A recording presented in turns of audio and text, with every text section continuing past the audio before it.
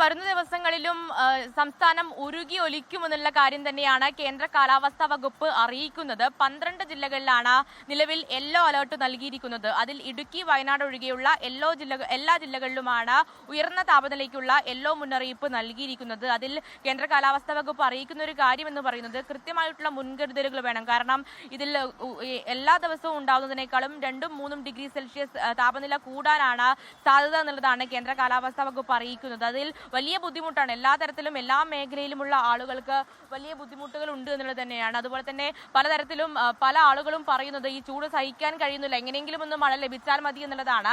ആ ഒരു സാധ്യത കൂടി കേന്ദ്ര കാലാവസ്ഥാ വകുപ്പ് പറയുന്നുണ്ട്. അതിൽ പ്രധാനപ്പെട്ട കാര്യം എന്ന് പറയുന്നത് വരുന്ന 2 ദിവസത്തിനുള്ളിൽ ഒറ്റപ്പെട്ട മഴയ്ക്ക് സാധ്യതയുണ്ട് എന്നുള്ളതാണ്. സംസ്ഥാനത്തിന്റെ പല ഭാഗങ്ങളിലും നിലവിൽ മഴ ലഭിച്ചിട്ടുണ്ട്. ആ മഴ തെക്കൻ കേരളത്തിലേക്കും അടക്കം എത്തുമെന്നുള്ള കാര്യം കൂടി അറിയിക്കുന്നുണ്ട്. എന്തായാലും അതിൽ ഈ ചൂട് കൂടുന്നതോടുകൂടി തന്നെ സംസ്ഥാനത്തിന്റെ പല മേഖലകളിലും വലിയ പ്രതിസന്ധി ഉണ്ടാകുന്ന ഒരു സാഹചര്യം കൂടിയുണ്ട്. ചേട്ടാ, വലിയ ചൂടാണോ? പിന്നെ ചൂടാണെന്നോ? വണ്ടിക്കകത്ത് നിൽക്കാനും പറ്റുന്നില്ല. ഞാൻ സ്വകാര്യ ബസ്സിലെ കണ്ടക്ടറാണ്. വണ്ടിക്കകത്ത് നിൽക്കാനും പറ്റുന്നില്ല, ഒരു രക്ഷയില്ല. ഒരു ദിവസം തന്നെ എങ്ങനെ പോയാലും ഒരു 10 ലിറ്റർ വെള്ളമെങ്കിലും കുടിക്കുന്നുണ്ട്. തണുത്ത വെള്ളം മേടിക്കാൻ തന്നെ എങ്ങനെ പോയാലും ഒരു 200 രൂപ അതിന് പോകും. അങ്ങനെ വലിയ പ്രതിസന്ധി. ഞാനിപ്പോൾ നിൽക്കുന്നത് ഈ തമ്പാനൂരിലെ ബസ് സ്റ്റാൻഡിലാണ്. ഇവിടെ ഇവർക്ക് വലിയ പ്രതിസന്ധി ഉണ്ട്. ചേട്ടാ, വലിയ ചൂടാണോ? പിന്നെ ചൂടെന്ന് പറഞ്ഞാൽ പറയാൻ പറ്റൂലല്ലോ. രാവിലെ വണ്ടി എടുത്ത് സ്റ്റാർട്ട് ചെയ്തേ ഉള്ളൂ, വേർത്ത് കുളിക്കുന്നു. പറയാൻ പറ്റൂ?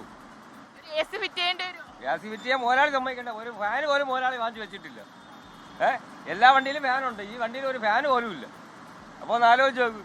രാവിലെ വണ്ടി എടുത്തതേ ഉള്ളൂ, അപ്പോഴേ വെള്ളമൊക്കെ കുടിക്കുന്നുണ്ടോ? വെള്ളമൊക്കെ ആവശ്യം അനുസരിച്ച് വെള്ളം എല്ലാം എടുത്ത് വെച്ചിട്ടുണ്ട്. വെള്ളം അങ്ങനെ തന്നെയാണ്. ഈ സംസ്ഥാനത്ത് പല മേഖലകളിലും ജോലി ചെയ്യുന്നവർക്ക് വലിയ ബുദ്ധിമുട്ടാണ്. കാരണം എല്ലാ ദിവസവും ഉണ്ടാകുന്നതിനേക്കാളും 2-3 ഡിഗ്രി സെൽഷ്യസ് വർധനയാണ് ഈ താപനിലയിൽ ഉണ്ടാകുന്നത് എന്നുള്ളതാണ്. അതുപോലെ തന്നെ ഊർജ്ജ മേഖലയിലും വൈദ്യുതി ഉൽപാദനത്തിലും വലിയ പ്രതിസന്ധി ഇപ്പോൾ നേരിടുന്നുണ്ട്. ഇങ്ങനെ പോവുകയാണെങ്കിൽ ഇനി ലോഡ് ഷെഡിംഗ് അടക്കം ഏർപ്പെടുത്തേണ്ടി വരുമെന്നുള്ളതാണ് KSEBയുടെ ഒരു വിലയിരുത്തലായി വരുന്നത്. അതുപോലെ തന്നെ പല മേഖലകളിലും ക്ഷീരമേഖല അടക്കമുള്ള പല മേഖലകളിലും വലിയ പ്രതിസന്ധി ഉണ്ട് എന്നുള്ളത് തന്നെയാണ്. ചേട്ടാ, ഭയങ്കര ചൂടാണോ?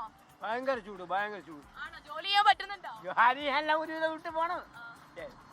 എന്തായാലും സമൂഹത്തിന്റെ പല മേഖലകളിലുള്ള ആളുകളാണ് ഇപ്പോൾ പ്രതികരിക്കുന്നത്. അവർ പറയുന്നത് ഈ ചൂടിൽ വലിയ ബുദ്ധിമുട്ടുണ്ട്, ഒന്ന് മഴ പെയ്യണം എന്നുള്ളത് തന്നെയാണ്. എന്തായാലും വരുന്ന 2 ദിവസത്തിനുള്ളിൽ ഒറ്റപ്പെട്ട മഴയ്ക്ക് സാധ്യതയുണ്ട് എന്നുള്ളതാണ് കേന്ദ്ര കാലാവസ്ഥാ വകുപ്പ് അറിയിക്കുന്നത്.